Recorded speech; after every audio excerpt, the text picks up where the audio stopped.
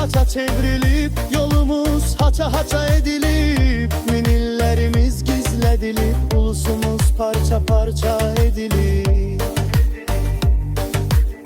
Tarihimiz gizlen paça çevrilip, yolumuz haça haça edilip, minillerimiz gizledilip, ulusumuz parça parça edilip. Bir İran'da neçə adla ağlanırıq, bax belə özümüzə yadlanırıq. Bizi adlılara, sərhədlərə böldülər. Görən Turan deyib toplanarıqmı? Bizi adlılara, sərhədlərə böldülər.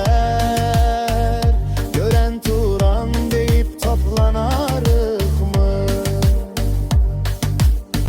Bizi sərhədlərə böldülər.